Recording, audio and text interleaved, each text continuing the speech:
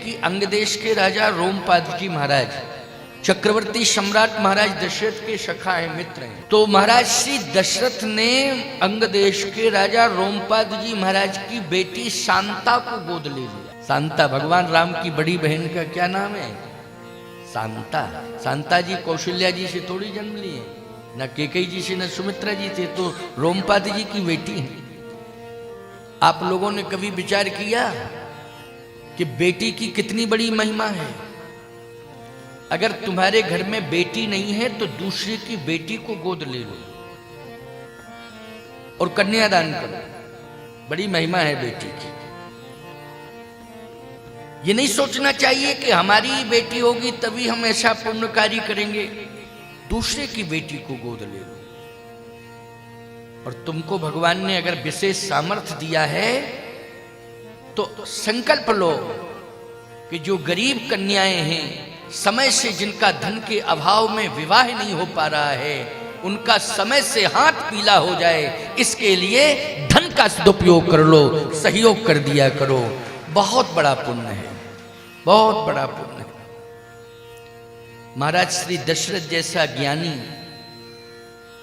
और महाराज श्री जनक जैसा योगी, इन दोनों को बेटी की जरूरत पड़ गई। दशरथ जी के बेटी नहीं थी तो शांता जी को गोद ले लिया, और जनक जी महाराज के बेटी नहीं हुई तो महाराज श्री जनक रोने लगे, अकाल पड़ गया, प्रजा दुखी हो गई। बोलो भाई, बेटे तो थे लेकिन बेटों ने समस्या का समाधान नहीं कर पाया। यज्ञ होते थे, जप होते थे, तप होते थे, सब सत्कर्म होते थे, लेकिन आज जनकपुर की समस्या का समाधान नहीं हुआ, अकाल पड़ने लगा। अच्छा बोलो, समाधान कब हुआ? संकट से मुक्ति कब मिली? जब जनक जी महाराज के घर में बेटी आई। बहुत साफ बोल रहा हूं, बेटी आई तो समाधान मिल गया। और बेटी जानते हो कैसी बेटी? साधारण नहीं, उद्भव स्थिति संहार कारणीम क्लेशारणीम सर्वश्रेयस्करीम सीताम नतोहम राम वल्लभाम।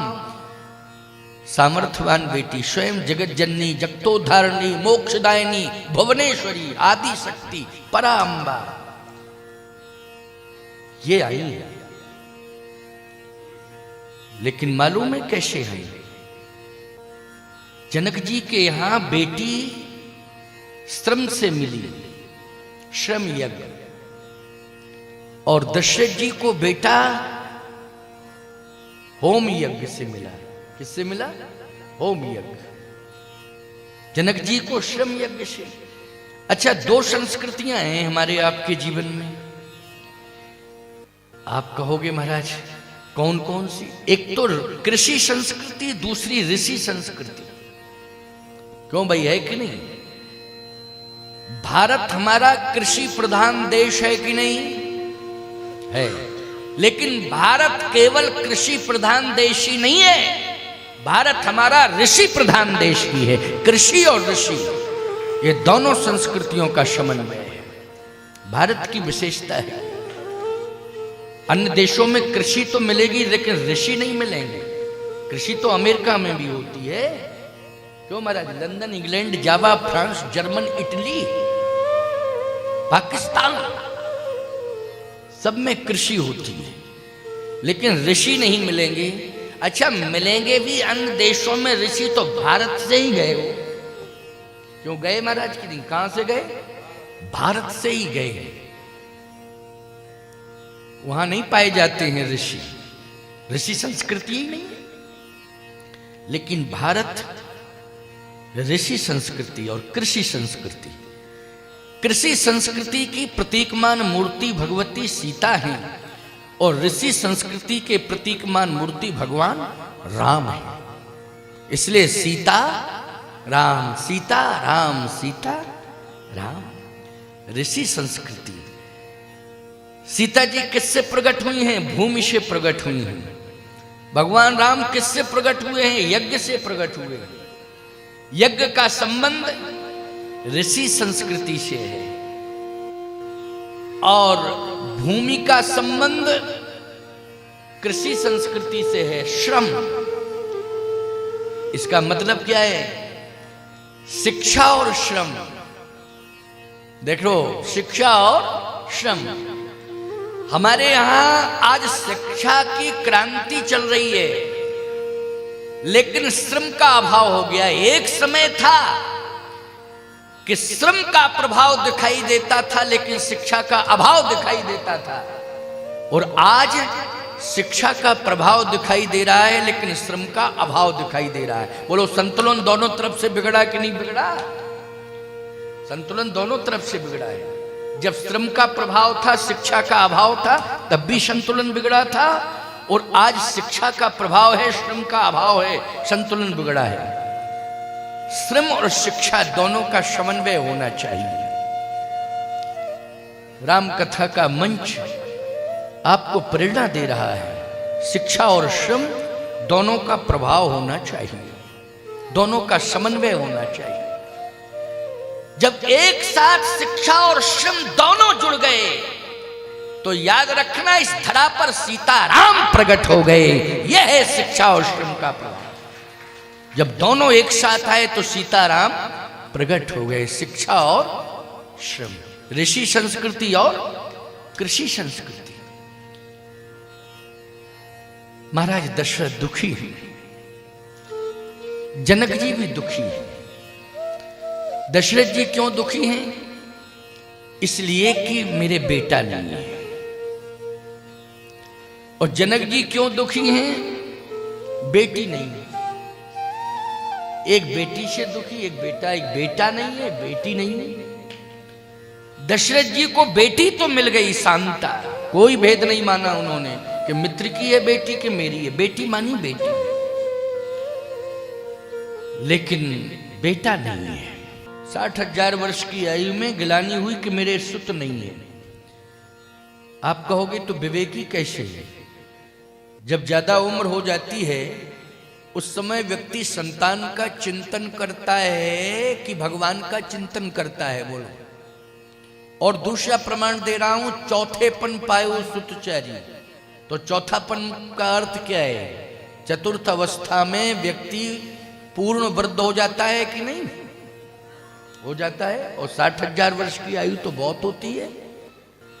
तो महाराज जब 60,000 वर्ष के हो गए, तो ये गिलानी क्यों है कि मेरे सुत नहीं? तो महाराज विवेकी कहां है? इसलिए मैं कहता हूं कि गुरुमुख होकर के कथाओं को सुनना चाहिए। मनमुखीपन से रामायण पढ़ोगे तो टिप्पणी करते रहोगे जिंदगी भर। और गुरुमुखी होकर के ग्रंथ को सुनोगे ना, तो मन का भ्रम मिट जाएगा। मिट जाएगा कि नहीं? विवेक जागृत हो जाएगा। विवेक तो है तुम्हारे पास, लेकिन सुषुप्ति अवस्था में, जागृत अवस्था में नहीं है। जागृत कब होता है विवेक? बोले, बिन सत्संग विवेक न होई, राम कृपा बिन सुलभ न सोई। जब सत्संग में आ जाते हो तो विवेक जागृत हो जाता है। महाराज सुत के लिए चिंतित हैं ऐसा नहीं। महाराज का मन सद्भाव से युक्त है। महाराज का तन सत्कर्म में लगा हुआ है। बोलो, सेवा कर रहे हैं, सत्कर्म। महाराज अपने हाथ से क्या कर रहे हैं? बोलो, सत्कर्म कर रहे हैं कि नहीं कर रहे हैं? जितना भी कार्य चक्रवर्ती महाराज दशरथ के द्वारा हो रहा है, वो सत्कर्म युक्त हो रहा है कि नहीं? उनके हाथों से सत्कर्म हो रहा है। अच्छा, उनका मन जो है किस में लगा है? सद्भाव में लगा है। बोलो, लगा है सद्भाव में कि नहीं? यही अर्थ है। इसलिए महाराज ने अपने जीवन काल में किसी पर आक्रमण नहीं किया, क्योंकि जो सद्भाव पैदा करने वाले लोग होते हैं वो कभी किसी पर आक्रमण नहीं करते हैं। अब बात समझ में आ गई कि नहीं आ गई? सद्भाव से युक्त महाराज का मन है।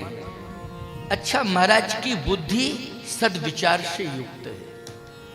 सद्विचार से युक्त है। बुद्धि में सद्विचार, मन में सद्भाव और तन से सत्कर्म। ये तीन विशेषताओं से युक्त महाराज का व्यक्तित्व है। महाराज के समान तीन काल त्रिभुवन जग माही, भूरि भाग्य दशरथ सम नाही। दशरथ के समान कोई भाग्यवान नहीं है। आगे तो हम दशरथ जी के बारे में बहुत कुछ सुनाएंगे आपको, कथा का विस्तार जो होगा तो एक एक बात को लोग कैकेयी के चरित्र को न जाने किस तरह से प्रस्तुत करते हैं, और दशरथ जी और कैकेयी की वार्ता को इस तरह से प्रस्तुत कर देते हैं कि हम क्या बतावें। राम जी को मानने वाले लोग श्री राम के पिता पर क्या क्या नहीं टिप्पणियां करने लगते हैं। बोलो भाई, कि ऐसे थे वो, ऐसे थे वो, ऐसे थे। गलत व्याख्या करने वाले लोगों की बुद्धि भ्रमित होती है। इस प्रकार की महाराज दशरथ के समान कोई भाग्यवान नहीं, भूरि भाग्य दशरथ सम नहीं। आज चक्रवर्ती सम्राट ग्लानि से युक्त हृदय, भाई ग्लानि मोरे सुत नहीं, मेरे सुत नहीं है। 60,000 वर्ष की आयु है। प्यारे, सुत नहीं है तो पहले क्यों नहीं सोचा? जब महाराज जवान थे तो सोचना चाहिए था कि सुत आना चाहिए। जवानी में संतान की इच्छा रहती है और बुढ़ापे में भगवान की इच्छा। महाराज दशरथ के मन में पुत्र की कहीं कोई इच्छा ही नहीं कि मेरे पुत्र हो। आप कहो फिर भई ग्लानि मोरे सुत नहीं।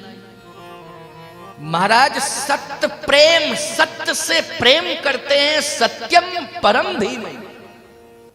किससे प्रेम करते हैं महाराज? सत्य से प्रेम करते हैं। और सत्य स्वरूप है परमात्मा। इसका मतलब है वो परमात्मा से प्रेम करते हैं। और याद रखना, परमात्मा सत्य है और परमात्मा की वाणी सत्य है। ये ग्रंथ क्या है? परमात्मा की वाणी है। तो ये ग्रंथ क्या है? बोलो भाई, ये सत्य है। ये सत्य का ग्रंथ है। चाहे वाल्मीकि रामायण हो, चाहे रामचरितमानस हो, चाहे वेद हो, चाहे शास्त्र हो, चाहे उपनिषद हो, ये वेद वाणी परमात्मा की वाणी। बोलो ये सत्य है। ग्रंथ क्या है? सत्य है। ये सत्य से जुड़े हुए साक्षात सत्य स्वरूप है ग्रंथ। तो महाराज सत्य से विश्वास करते हैं। सत्य स्वरूप परमात्मा के प्रति उनकी अगाध निष्ठा है।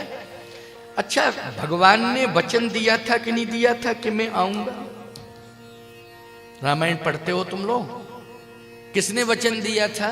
किसी महात्मा ने दिया था कि परमात्मा ने दिया था? नील सरोरुहि नील मणि नील नीरधर श्याम। बोलिए वेंकटेश भगवान की, श्री रंगनाथ भगवान की जय। क्या सुंदर स्वरूप है। जरा दर्शन करो। रोज ही करते हो, अब रोज नियम बनाओ। नील सरोवर नील मणि, क्या बात है। महाराज तो इतना सुंदर विग्रह लाए तिरुपति बालाजी से कि बालाजी का ही मूल स्वरूप है, कहीं कोई अंतर नहीं है प्यारे। अच्छा बोलो भाई, बालाजी भगवान स्वयं बोल रहे हैं कि नहीं बोल रहे? वचन दे रहे हैं कि नहीं दे रहे हैं? कि आप सरस खोजहु कहाँ जाई, नृप तुअ तनय होबु में आई। मैं स्वयं पुत्र बन के आऊंगा, क्योंकि मेरे समान कोई दूसरा है ही नहीं। मेरे समान तो मैं ही हूं। राम समान राम निगम कहें। राम के समान केवल राम है, दूसरा कोई है ही नहीं। तो दूसरा कहां से लाए भैया? इसलिए आप सरिस खोजों कहां जाई, नृप तो तनय हो में आई। अच्छा, बराबरी की तपस्या है महाराज मनु की और शत्रुपा की। बराबरी की तपस्या है महाराज दशरथ की और कौशल्या जी की। बोलो है तपस्या की नहीं? अब जो बराबरी की तपस्या है, शत्रुपा जी ने भी खड़े होकर के ठाणे रहे एक पद दो। तो भगवान ने एक वाक्य कहा था शत्रुपा जी से, उस वाक्य को सुनकर के उन्हें कष्ट हुआ। क्या कहा था भगवान ने? मां है देवी, जो तुम्हारे मन में रुचि हो मांग लो। देवी मांग बर जो रुचि तोरे। हे देवी, आपके मन में जो रुचि हो आप मांग लो, क्योंकि बराबरी की तपस्या है। तो शत्रुपा जी रोने लगी। भगवान ने कहा, आप रो क्यों रही हैं? कहा, आपकी वाणी सुनकर के कष्ट हो गया। मैंने तो ऐसा कुछ नहीं कहा, यही कहा देवी मांगवर जो रुचि तोरे, क्योंकि आप हाथ जोड़े खड़ी थी ना, शत्रुप है बिलोक कर जोरे, देवी मांगवर जो रुचि तोरे। आप हाथ जोड़ के खड़ी थी और तपस्या भी आपने खड़े होकर के की है, ठाड़े रहे, एक पद दो। तो मैंने गलत क्या कहा? देवी मांगवर जो रुचि तोरे। कहा, आपने मेरे पति को वरदान दिया? हाँ, क्या वचन दिया है? आपने यही तो कहा है, आप सरिस खोजों कहाँ जाए, नृप तुए तनय ओ में आई, मैं पुत्र बन के आऊंगा। इसका मतलब है कि आपने पिता के रूप में स्वीकार किया है। जब मेरे पति को आपने पिता के रूप में स्वीकार किया है, तो मुझे आप देवी क्यों कह रहे? दुनिया देवी संबोधन करती है, लेकिन पुत्र कभी अपनी मां से देवी नहीं कहता है। बोलो, कहता हो तो बताओ। पुत्र क्या कहता है? मां कहता है। देवी कहता है? क्या कहता है? मां। तो आपने देवी कहा, इसका मतलब है मुझे स्वीकार नहीं किया आपने, मुझ में कोई कमी रह गई है। अब आप बताएं तो मैं कमी को सुधार करूं। त्रुटि सुधार, कमी सुधार होगी। आप बताएं कोई भूल हो गई हो तो भूल का मैं सुधार करूं। अरे एक बात सुन लो, ध्यान से सुनते जाओ और बहुत मन लगा के सुनना। सतरूप ही बिलोक कर जो रे, देवी मांग बर जो रुचि तो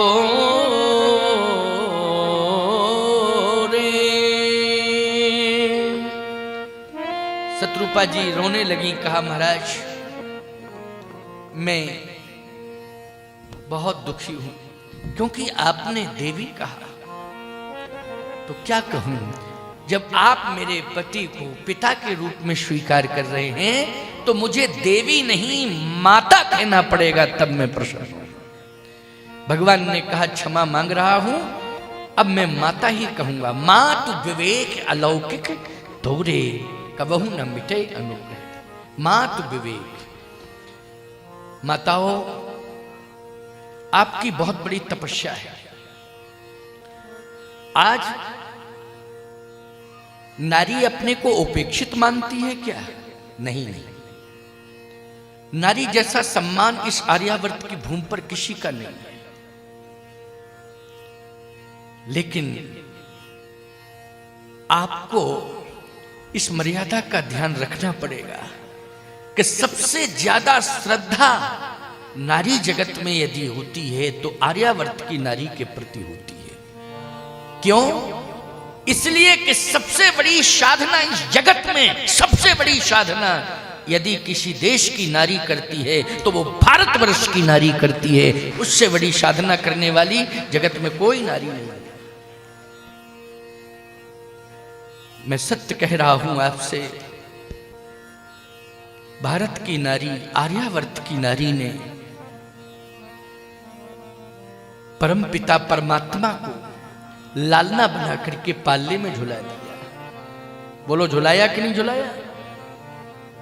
चाहे तो कौशल्या जी का प्रमाण ले लो, चाहे सतियों में, महासतियों में अनुसुईया जी का प्रमाण ले लो। माता अनुसुईया ने घाल दे पालना, तीन देव झूल रहे बन करके लालना।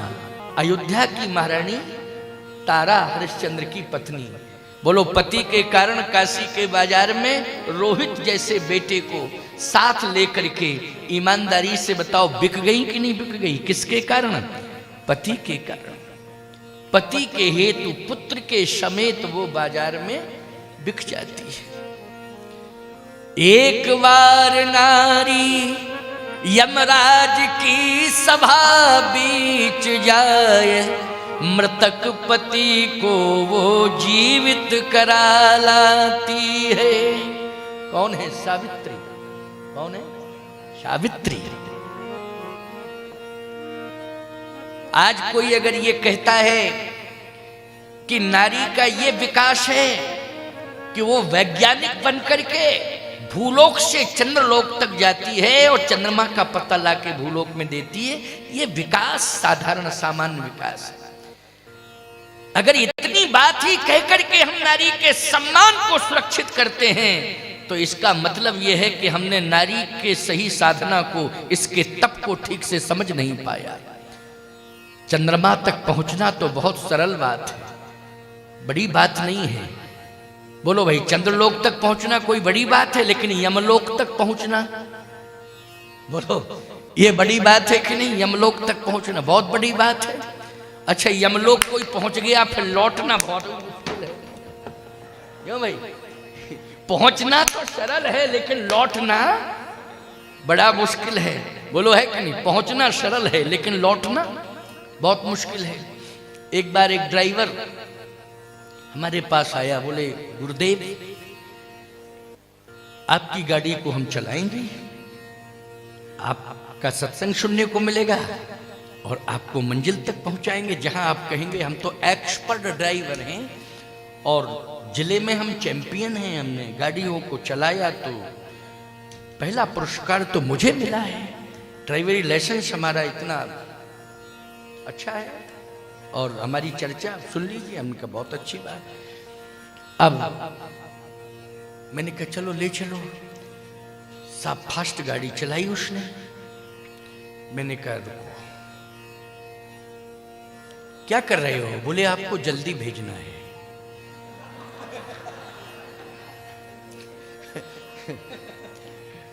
मैंने कहा अच्छा एक बात बताओ,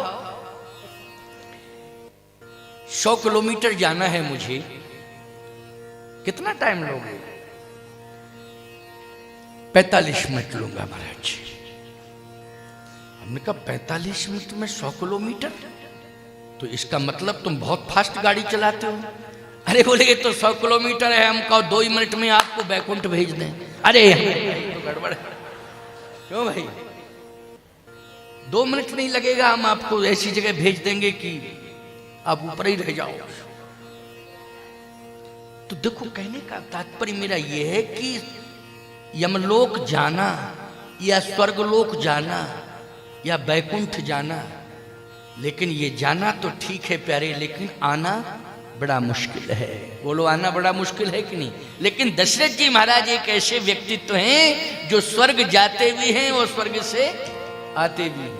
क्यों आते हैं? आगे हो जय सुरपति ले अरद सिंहासन आसन देंगे।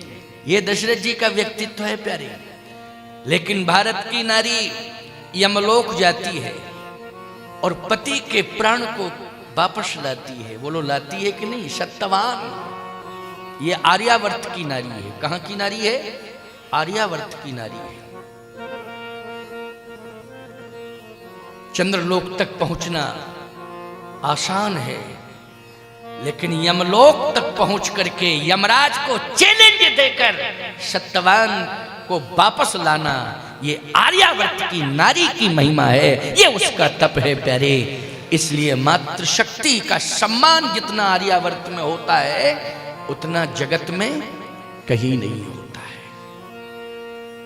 इसलिए या देवी सर्वभूतेषु शांति रूपेण, शक्ति रूपेण, क्षमा रूपेण, क्यों लक्ष्मी रूपेण संस्थिता। नमस्तस्यै नमस्तस्यै नमस्तस्यै नमो नमः।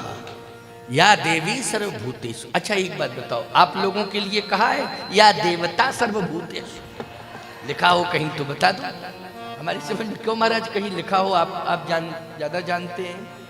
हाँ कह रहे नहीं लिखा है। क्यों?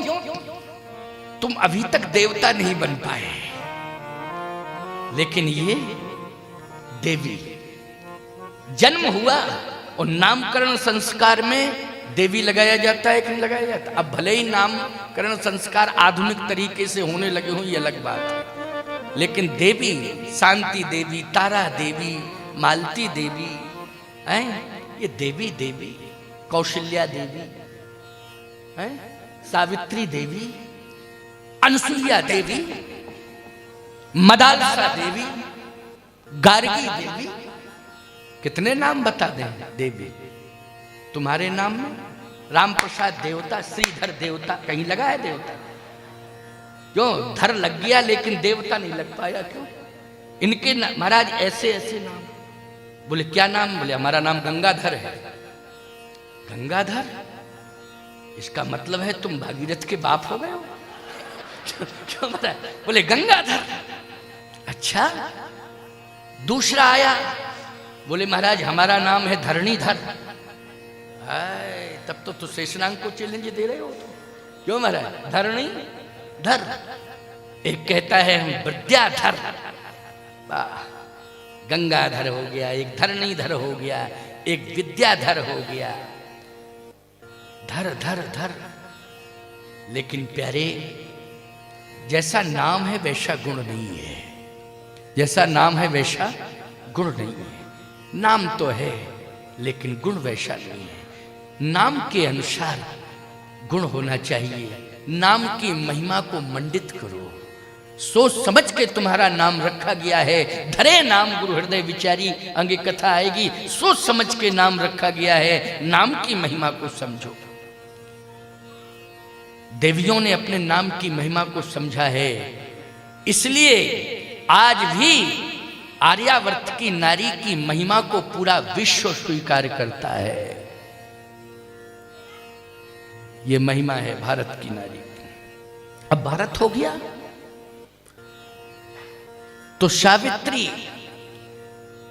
और एक ऐसी महारानी है सुमित्रा, जिनकी महिमा का वर्णन अभी होने वाला है, जो मानवीय पथ का प्रदर्शन कराती है। उन्होंने मानवीय पथ का प्रदर्शन कराया है। आगे उनकी कितनी बड़ी महिमा है। इसलिए कौशल्यादि नारी प्रिय सवया चरण पुनीत, पति अनुकूल प्रेम दृढ़ हरिपद कमल विनीत। लेकिन आज महाराज गिलानी से भरे हुए हैं। 60,000 ऐसी रानियों को, महारानियों को पा करके, जिन महारानियों ने हमेशा पति को प्राथमिकता दी, पति अनुकूल प्रेम दृढ़ हरिपद कमल विनीत। श्री रंगनाथ भगवान की सेवा होती है, राजमहलों में होती है कि नहीं? याद रखना, इष्ट हैं वो। श्री रंगनाथ भगवान कौन है? इष्ट हैं। बोलिए रंगनाथ भगवान की जय।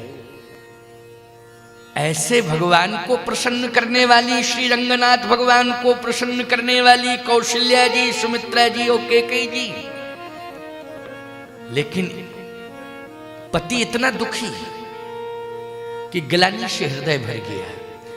तो याद रखना, इन तीनों महारानियों ने दुखी नहीं किया है। महाराज दुखी क्यों है, इस पर विचार करना है। एक बार भूपति मन माही, भई गलानी मोरे सुतनाही। अगर संतान संबंधी कोई समस्या होती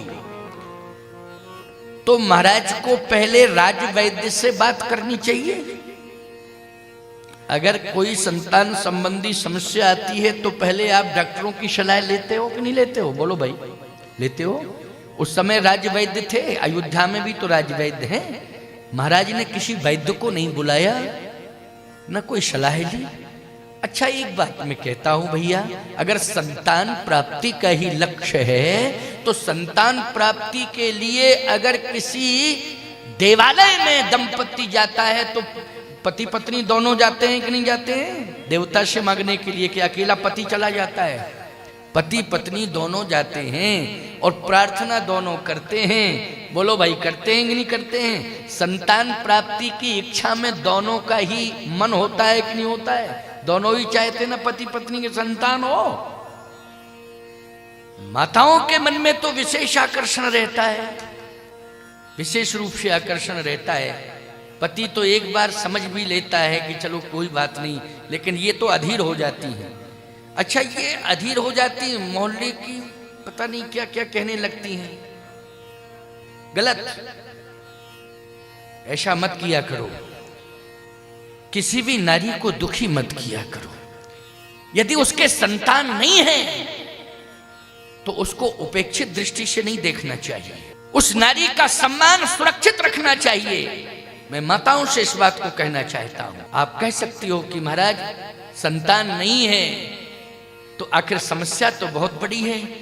मैं एक बात कहता हूं कि संतान एक बार प्रारब्धानुसार अगर नहीं भी होती है तो हम संतान को तो प्राप्त नहीं कर सकते हैं प्रारब्धानुसार, लेकिन हम निश्चित रूप से साधना के बल पर हम भगवान को प्राप्त कर सकते हैं। तो भगवान मिल जाए तो इससे बड़ी उपलब्धि और क्या होगी बोलो। संतान ना मिले लेकिन भगवान मिल जाए, इससे बड़ी उपलब्धि क्या हो सकती है। और संतान के आने का संबंध अवस्था से है और भगवान के आने का संबंध अवस्था से नहीं है, आस्था से है। क्यों महाराज, है कि नहीं? किससे है? अच्छा, अंतिम श्वास तक परमात्मा आ सकता है कि नहीं? भगवान अंतिम श्वास, मरने के पहले पहले भी भगवान आ सकता है। आ सकता कि नहीं? मरने के पहले पहले संतान, ऐसी भी संतान है कि मृत्यु के समय संतान पास में नहीं होती है।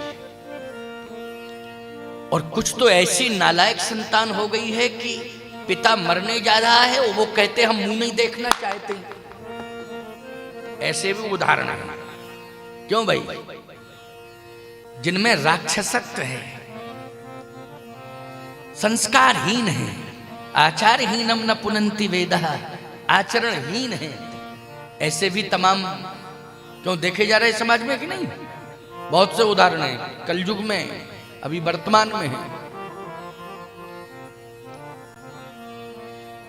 लेकिन याद रखना, संतान दूर हो जाएगी, संसार भी दूर हो जाएगा, लेकिन उद्धार के लिए न संसार काम आएगा न संतान काम आएगी। उद्धार के लिए तो भगवान काम आएगा।